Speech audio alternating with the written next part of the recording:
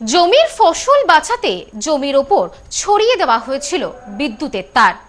জমি থেকে উদ্ধার হাতির মৃতদেহ ময়নাতদন্তে পাঠিয়ে ঘটনা তদন্তে বন দপ্তর।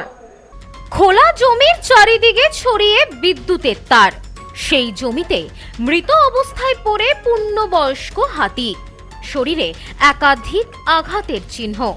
হাতির মৃত্যুকে কেন্দ্র করে তীব্র চাঞ্চল্য ও ক্ষোভ ছড়িয়েছে গোটা এলাকায়। চাঞ্চল্যকর ঘটনাটি ঘটেছে ঝাড়গ্রামের শালবনীতে। হাতির মৃত্যুর কারণ জানতে বন দপ্তরের পক্ষ থেকে মৃতদেহ পাঠানো হয়েছে ময়নাতদন্তে। ঝাড়গ্রাম বন বিভাগের লোধাশুলি রেঞ্জের অন্তর্গত গড় শালবনী এলাকায় এক পূর্ণবয়স্ক দাতাল হাতির মৃত্যুকে কেন্দ্র করে তীব্র চাঞ্চল্য ও ক্ষোভ ছড়িয়েছে স্থানীয় বাসিন্দাদের মধ্যে। প্রাথমিকভাবে অনুমান বিদ্যুৎ পৃষ্ঠ হয়ে হাতিটির মৃত্যু হয়েছে। স্থানীয় সূত্রে জানা যায়, গড় শালবনীর কৌশলা হেরিটেজ নামে একটি ফলের বাগানে বুধবার সকালে একটি পূর্ণবয়স্ক দাতাল হাতিকে মৃত অবস্থায় পড়ে থাকতে দেখেন স্থানীয় বাসিন্দারা। খবর জানাজানি হতেই এলাকায় উত্তেজনা ছড়িয়ে পড়ে। অভিযোগ, বাগানের ফসল ও ফল বাঁচাতে চারিধারে বিদ্যুতের তার বিছিয়ে রাখা হয়েছিল। অসাবধানতাবশত সেই হাই ভোল্টেজ তারের সংস্পর্শে চলে আসায় বিদ্যুৎ পৃষ্ঠ হয়ে ছটফট করতে করতে ঘটনাস্থলেই হাতিটির মৃত্যু হয় বলে অনুমান করছেন সবাই। এমনকি মৃত হাতিটির শরীরে একাধিক আঘাতের চিহ্ন রয়েছে বলেও অভিযোগ। ঘটনার খবর পেয়ে দ্রুত ছুটে আসেন লোধাশুলি রেঞ্জের আধিকারিক সহ বন দপ্তরের উচ্চপদস্থ কর্তারা। মৃত হাতিটিকে উদ্ধার করার পাশাপাশি ঠিক কী কারণে, কার গাফিলতিতে বাগানে এইভাবে বিপজ্জনকভাবে বিদ্যুতের তার বিছিয়ে রাখা হয়েছিল তা নিয়ে তদন্ত শুরু করেছে বন দপ্তর। পাশাপাশি মৃতদেহ পাঠানো হয়েছে ময়নাতদন্তে। এই ঘটনায় যারা জড়িত তাদের বিরুদ্ধে কঠোর পদক্ষেপ নেওয়া হবে বলেও জানিয়েছেন তারা। এই বিষয়ে স্থানীয় এক বাসিন্দা জানান, বন্য পশুকে আটকানোর নামে এইভাবে খোলা বিদ্যুতের তার ফেলে রাখা অত্যন্ত ঝুঁকিপূর্ণ এবং বেআইনি।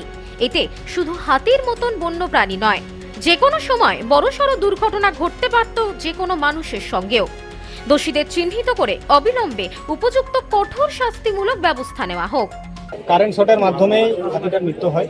আজ সকালে আমরা সবাই খবরাখবর হয় এবং সকাল পর্যন্ত এখানে কারেন্টের তার এখানেও ছিল। ওই আপনি গাছগুলোকে দেখলে বুঝতে পারবেন, গাছে এখনো তার চিহ্ন আছে, কারেন্ট তার ছিল। আমাদের লোধাশুলির স্টাফ, রেঞ্জের স্টাফ পরিমল মাহাতো, উনি প্রসূনবাবু, লোধাশুলির রেঞ্জ অফিসার প্রসূনবাবুর নির্দেশে সেই তারগুলো খুলে ফেলা হয়। জানি না তথ্য লোপাটের জন্য না কি জন্য খুলে ফেলে, কিন্তু মূলত ইলেকট্রিক্যাল শর্ট খেয়েই হাতিটির মৃত্যু হয়। আমরা চাই না পরবর্তীকালে কোনো হাতি বা কোনো হাতির দ্বারা কোনো মানুষের মৃত্যু হোক।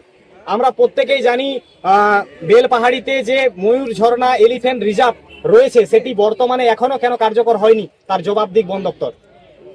সেখানে কয়েকশো বিঘা জমি আমরা ছেড়ে দিয়েছি, সেই জমিতে হাতির জন্য এলিফ্যান্ট রিজার্ভ সংরক্ষণের জায়গা তৈরি করা হবে বলে, সেটি এখনো বাস্তবায়ন হয়নি কেন? পুরো ফরেস্ট দপ্তরটাই পুরো টেন্ডারের মাধ্যমে, পুরো দুর্নীতির মাধ্যমেই চলতো, সেটা বন্ধ হোক। এদিনের এই ঘটনায় যথেষ্ট উত্তেজনা ছড়িয়ে পড়ে গোটা এলাকায়। পুলিশ এবং প্রশাসনকে এর বিরুদ্ধে উপযুক্ত ব্যবস্থা নেওয়ার আবেদন জানিয়েছেন বাসিন্দারা।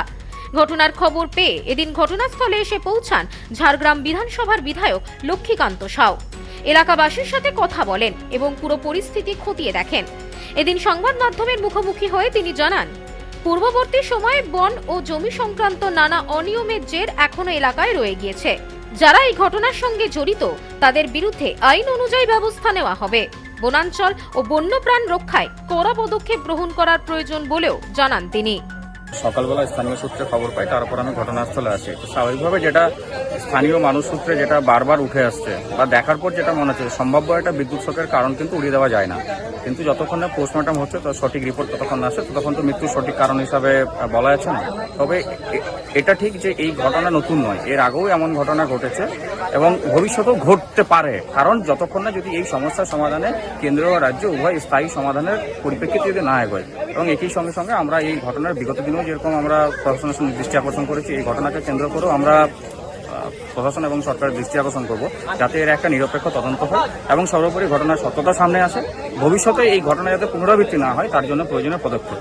ব্যুরো রিপোর্ট, নিউজ স্নোম্যান্সল্যান্ড, শালবনী। নিউ পিসি জুয়েলার্স, সম্পর্ক গড়ে দেয়।